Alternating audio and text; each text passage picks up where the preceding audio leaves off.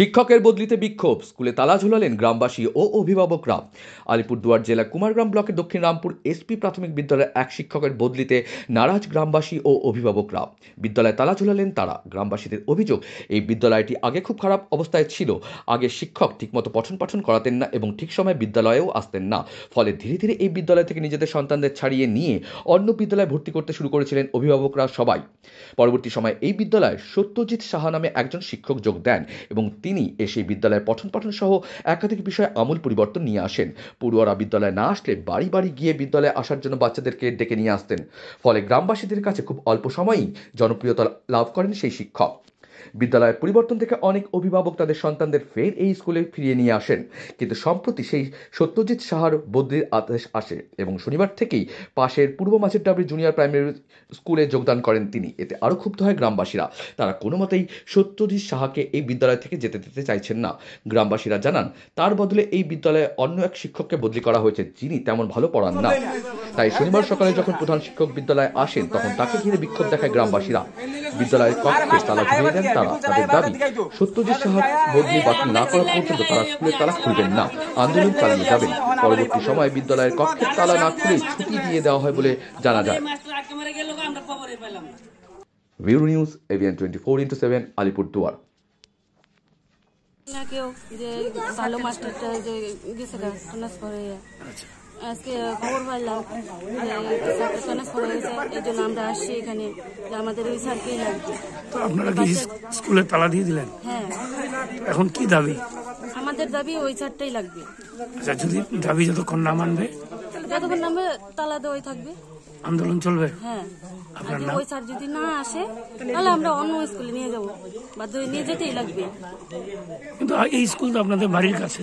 হ্যাঁ, বাড়ির কাছে, এই জন্যই তো বাড়ির কাছে স্কুল থেকে যদি আমাদের দূরে নিয়ে যেতে লাগে, এটা কি একটা কথা। না থাকলে তো ওই স্যারগুলো ভালো পড়ে না, তখন দূরে নিতে লাগে। লক্ষ্মী দাস ট্রান্সফার করা হয়েছে, তো আপনাকে তো ছাড়তে চাইছে না গ্রামবাসী এবং ছাত্রছাত্রীরা, কি বলবেন? আমার যে ঊর্ধ্বতন কর্তৃপক্ষ রয়েছে, হ্যাঁ, তো এসআই ম্যাডাম,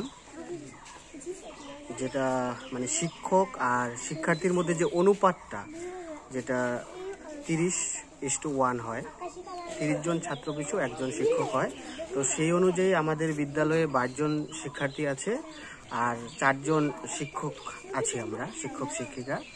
তো সেই অনুযায়ী আমি জুনিয়র আর আমার সারপ্লাস হিসাবে তো আমাকে অন্য আরেকটা স্কুলে 6 মাসের জন্য ট্রান্সফারে করার কথা বলেছেন ম্যাডাম, বলেছেন। এতে আমি বলেছি যে যেহেতু আমি জুনিয়র আর সারপ্লাস হিসাবে আমাকেই যেতে হবে, তো আমি বলেছি ঠিক আছে, আমার এতে কোনো মানে আপত্তি নেই। হ্যাঁ, কেননা ওই স্কুলে হয়তো শিক্ষার্থী অনেক বেশি আছে। হ্যাঁ, তো আমাকে যেহেতু শিক্ষার্থীর কথাগুলো ভাবতে হয়, তো এই বিদ্যালয়েও শিক্ষার্থীদের যে শিক্ষক 3 জন থাকবে আমি যাওয়ার পরেও। তো অভিভাবকদের একটা মানে বার্তা যে সবাই মানে আমাকে চাচ্ছে। হ্যাঁ, তো এখন বিষয়টা ঊর্ধ্বতন কর্তৃপক্ষই বলতে পারবে। হ্যাঁ, ওনারা যেটা বলবেন আমি সেটাই করব। ওনারা যদি বলেন যে এই বিদ্যালয়ে থাকতে হবে, তাহলে আমি অবশ্যই থাকবো। হ্যাঁ, আর অন্য বিদ্যালয়ে যদি যেতে বলে তাহলে আমাকে অবশ্যই যেতে হবে। ওনারা যেটা বলবে আমি সেটাই করবো একজন সহকারী শিক্ষক হিসাবে। আমার নাম সত্যজিৎ সাহা। স্টুডেন্ট ছিল, ঠিক আছে, তারপর পড়াশোনা ছিল না, বাচ্চা ষোলো কখন কিছু চিনতে পারতো না। এখন মোটামুটি যে স্যার আসছে, ষোলো কখন মানে অঙ্ক টঙ্ক যা কিছু করতে পারে মোটামুটি পারে, ভালো করতে পারে। এখন স্কুলে যে পর্যায়ে আসে, এখন যদি এই যে আসছে নতুন মানে সত্যজিৎ স্যার, হ্যাঁ সত্যজিৎ স্যারকে ট্রান্সফার করছে, ও যদি চলে যায় তাহলে স্কুল না রাখার কোনো দরকারই পড়ে না। তো মৃদুল স্যার থাকবে, তো মৃদুল স্যার থাকার সপ্তাহে স্টুডেন্টরা থাকবে না, একটা থাকবে না।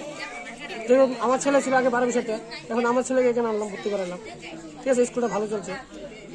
তো এখন যদি ওই স্যার চলে যায়, তো আমার ছেলেকে এনারা কি করবো? আজকে কি আপনারা স্কুলে তালা দিলেন? হ্যাঁ, তালা দিলাম।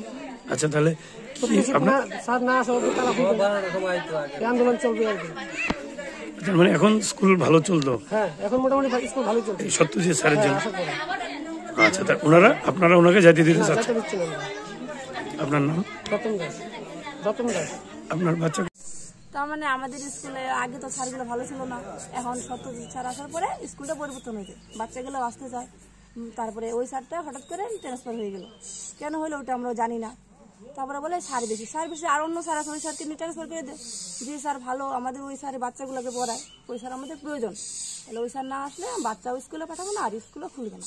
এই যে আপনারা তো আজকে যে তালা দিয়ে দিয়েছেন স্কুলে, হ্যাঁ হ্যাঁ গ্রামবাসীরা, হ্যাঁ হ্যাঁ তো আপনাদের তাহলে মূল দাবিটা কি এখন? ওই স্যারটাকে লাগবে, সত্যজিৎ স্যারকে লাগবে। ওনাকে যেতে দেবেন না? না না, আচ্ছা, যতক্ষণ মানে সমাধান না হবে ও বন্ধই থাকবে। কেন স্যার যদি ভালো না পড়ায় স্কুল খুলে তো লাভ নাই, অন্য স্কুলে যদি বাচ্চাই পাঠাতে লাগে। আপনার নাম? শর্মিলা সরকার। আপনার মেয়ে হ্যাঁ আমার মেয়ে কোন ক্লাসে পড়ে? 1 এ ভর্তি। আচ্ছা।